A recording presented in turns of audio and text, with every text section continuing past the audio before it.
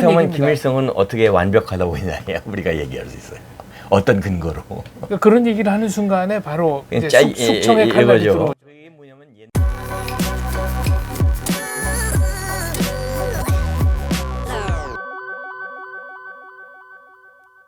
생생현대사 시청자 여러분 안녕하십니까? 오늘의 초대 손님 먼나라 이웃나라 이원복 교수님 모셨습니다. 안녕하십니까? 네, 안녕하세요. 네. 제가 꼭 여쭙고 싶은 게 있었습니다. 네, 네.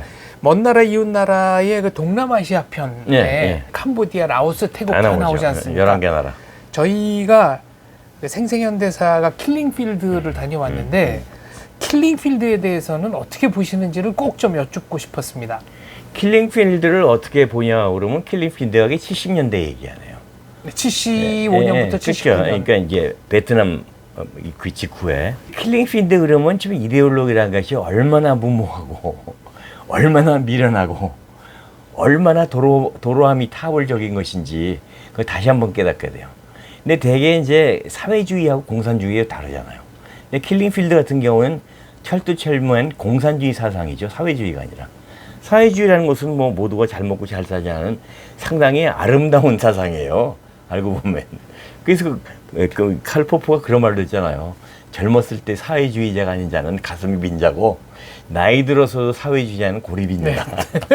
두 뇌가 모자란 사람이다. 근데 이제 사회주의라는 것은 이게 한 가지 단점이 뭐냐니까 모두의 것은 아무의 것도 아니라는 거죠.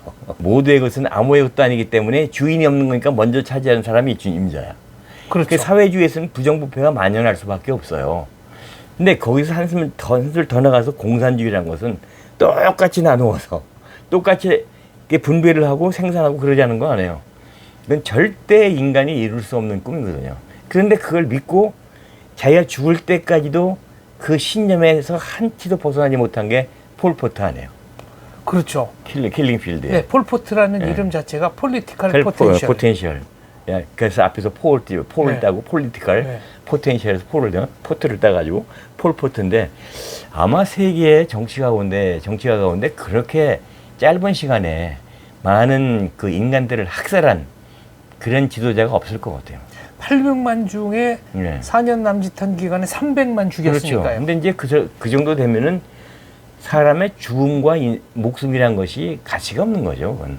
어떤 이념에서의 하나의 거추장스러운 하나의 그 뭐라고 할까 부산물 정도가 생명이라고 생각하는 거죠.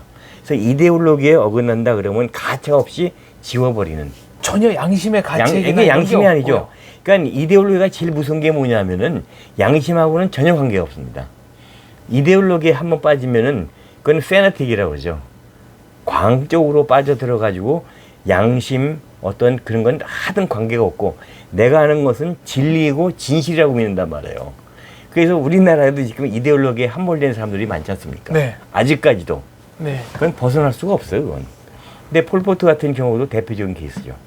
이 사람은 이제 초등학교 선생이었다가 이 캄보디아라고 하는 그 사회에서 이 농업 사회에서 지상낙원을 그가 생각하는 지상낙원을 구현하겠다. 그럼 보니까 모두가 같아야 되고 제일 먼저 이 사회를 오염시키는 게 먹물들이다. 배운 사람들. 네. 그래서 이 폴포트가 제일 증오했던 게 배운 사람들과 베트남이에요. 바로 이웃 나라인데. 그래서 베트남에서 교육받고 온 사람들이 그 이전에 캄보디아 사회를 장악했거든요. 그래가지고 폴포트가 한 게 배운 사람. 그건 뭐 박사, 뭐 석사 할 것 없이 대학물만 먹은 사람, 고등학교 물 먹어서 할 것 없이 다 배운 사람 다 하방이라고 그러죠. 그렇죠. 그냥 농촌으로 쫓아버리고 그 다음에 돈을 없애버리고 문물교환시키고 뭐든지 그냥 아주 완전히 원시 경제, 원시 농업 경제 만들고 직업이란 걸 또 없앴잖아요. 그렇습니다. 농업만이 직업이라고 했단 말이에요. 농업만이. 그런가 하면 베트남에서 교육받은 사람은 무조건 죽이고 그래서 800만 그 국민 가운데 300만을 죽였다는 게 이게 사람으로서 상상할 수 없는 일이지만 이념에 매몰되면 얼마든지 이게 가능합니다. 그 예를 들어서 레닌이 그랬잖아요. 이게 목적을 위해서는 어떠한 수단도 가능하다. 그렇죠. 그러니까 김정일이 언젠가 적화 통일을 하면은 북한이 저 남쪽을 잘 컨트롤할 수 있겠냐 그랬더니 뭐 3분의 1은 뭐 보트 피플이 되든 도망갈 거고 3분의 1은 우리가 죽여야 될 거고 그 나머지 3분의 1만 갖고 해도 충분히 뭐 수탈할 수 있다는 식으로 얘기했다는 거거든요. 그것도 참 이념에 함몰된 것도 내가 볼 때 김정은 그거 안 돼요. 김정은은 왜 그러냐면 스위스의 맛을 봤기 때문에 네. 이미 제가 볼 때에는 북한이 무너지는 가장 쉬운 방법은 북한 군대를 전부 우리나라로 데려와서 롯데백화점 한번 풀어놓으면 돼요. 아, 롯데백화점. 기껏 구경하고 네. 갖고 싶으면 가져라. 그럼 끝나요.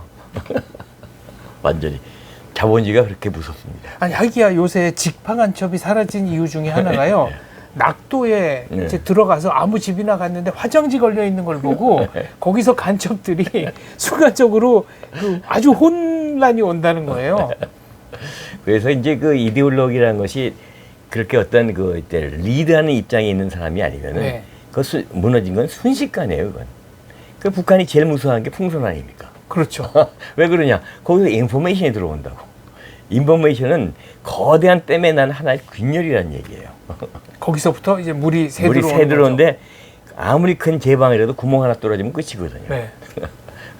한국에서 킬링필드가 재현되거나 할 가능성은 없습니까? 저는 전혀 없다고 봅니다. 그렇게 그 우리나라가 지금 인구로 보나 모든 역량으로 보나 그렇게 야만을 받아들일 만큼 그럴 나라가 아니고 그리고 3분의 1이 보트 피플이 된다고요? 저는 그렇게 안 봅니다. 아 그거는 김정은 얘기가. 김정일이 했던 김정일이 했는데 네. 그것도 옛날에 그 사람 죽기 전에는 벌써 90년대, 2000년대 초의 얘기고 지금은 거기도 많이 바뀌었어요. 김정은은 그런 생각 안 할 겁니다. 아 역시 스위스에서 스위스에서 소금물을 먹어본 자본주의 물을 먹었죠. 네. 이미 늦었어요, 그 사람은. 폴포트 그 학살 현장은 한번 직접 가보셨습니까? 폴포트 학살 현장은 제가 그 캄보디아를 간 게 독일인 친구와 같이 갔었거든요. 몇 년 전에. 꽤 오래됐다. 한 7, 8년 전에 갔다 왔는데 그 독일 친구는 대학 교수인데 제일 보고 싶어 하는 게 앙코르와트였어요. 독일인 입장에서 학살 현장이라는 거는 뭐랄까요? 조금 학살 현장이라는 것은 독일이라는 나라는 식민 제국을 가졌던 나라 아니에요. 네. 그러면 나미비아 학살, 어? 그리고 탄자니아 그쪽에서 네. 엄청나게 많은 학살을 이미 저질렀거든요. 그렇죠. 그래서 학살 현장을 본다는 것 자체가 하나의 트라우마이기 때문에 기꺼이 안 가죠. 가해자와 피해자 입장이 또 그렇죠. 다르군요. 네. 우리는 남에게 해를 끼친 적이 없는 국민이기 때문에 네. 기꺼이라기보다도 아무런 양심의 가책 없이 그런 킬링필드에 가서 아 저랬구나 역사가 어때 이렇게 얘기할 수 있지만은 가해를 저지르는 사람들 입장에서는 다르죠. 이게 일반 국민한테도 그 정도로 영향력을 미치는군요. 미치죠. 미치는 정도가 아니죠. 근데 영국과 같은 경우는 아무 필링이 없어요. 어딜 가더라도 하도 넓은 데를 지배했고 네. 하도 많은 짓거리를 해대가지고 그 사람들에게는 하나 꼬투리 잡아가지고 뭐라고 얘기할 건수가 안 돼. 그 사람들은. 잘 아시잖아요. 영국이었으니까. 그렇죠. 예. 그렇다면 이제 킬링필드가 갖는 인류사적 교훈이랄까 어떤 게 있을까요? 그때 아까 모두에 말씀드렸듯이 이데올로기에 함몰되면은 그거보다 더 큰 비극은 없다. 이데올로기의 이름으로 모든 정의의 생산, 판매, 유통을 자기들이 독점한다고 생각하고. 그런데 이제 이 단계로 나누는 것이 제일 대책이 없는 것이 죄송합니다만 종교고, 네. 그 다음에 대책이 없는 것이 이데올로기고, 네. 그 다음 대책 없는 게 철학이라는 얘기죠. 이데올로기는 거의 유사 종교 아니겠습니까? 유사 종교죠. 유사 네. 종교죠. 네. 그렇게 보는 게 정확하죠. 철학은 21세기 들어서 빠르게 좀 힘을 근데 잃어서. 이제 철학은 네. 그렇게 위험하지 않은 게 혼자 끝나는 거니까. 네. 내 머릿속 끝나는 우주니까. 그 뭐 남한테 뭐 키알케오르다 뭐다 남에게 영향을 줄 수 있지만 그렇게 어떤 뭐 나의 세계관과 우주관이 그렇게 남한테 피해를 주거나 그런 건 아니잖아요. 역시 집단이 광기를 가지고 네. 자신들의 사상을 다른 사람에게 강요할 때, 그리고 말 안 듣는 사람을 아까 무슨 표현 쓰셨죠? 제거? 지우기? 지우기. 지우기. 제거죠. 제거. 제거한다고 했을 때 일어나는 폐해는 다른 어떤 것보다 훨씬 심하다 이런 말씀이시네요. 그런데 이제 그보다 더 큰 피해는 종교였죠. 수천 년간. 문명사적으로. 문명사적으로 네. 볼 때. 근데 이제 막스 레닌이 나온 다음부터 현대 20세기 들어와서부터는 종교보다도 오히려 더 이데올로기 폐해가 더 커져. 세계 9대 사이비 종교인 그 신도수 기준입니다. 그 주체교는 어떻게 될 걸로 보십니까? 주체교요? 네. 나 거기서 잘 모르는데. 주체사상. 주체사상. 주체교. 주체사상. 네. 그것이 이제 사이비 종교인데 인간이 중심이라고 하는 거 아니에요. 이제 어떻게 보면 그 휴머니즘 같이 들리는 아주 그럴듯한 사상 아니에요. 네. 근데 그것이 휴머니즘 사상이 공산주의에서 나왔다는 게 문제지. 그렇죠. 그러니까 주체사상을 좀 거칠게 요약을 하면 인간의 운명은 주체적으로 누구나 자기가 자기 운명을 결정해야 된다. 해야 된다. 근데 인간이 부족한 존재이기 때문에 항상 그 판단에 오류가 있을 가능성이 크다.